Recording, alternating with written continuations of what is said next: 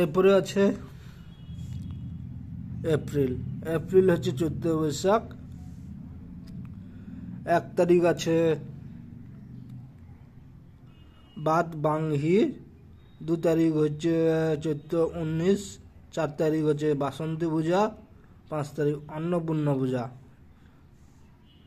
6 তারিখ রামনবমী। 8 তারিখ একাদশী। 10 তারিখ মহাবীর জয়ন্তী। 12 তারিখ হনুমান জয়ন্তী পূর্ণিমা।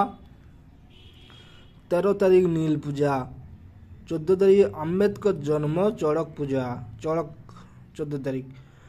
15 তারিখ হচ্ছে নববর্ষ আরম্ভ। নববর্ষ আরম্ভ যেটা বলে। বৈশাখের 16 হচ্ছে 2 তারিখ। 18 তারিখ গুড ফ্রাইডে। 24 তারিখ একাদশী। 27 তারিখ অমাবস্যা। 30 তারিখ অক্ষয় তৃতীয়া।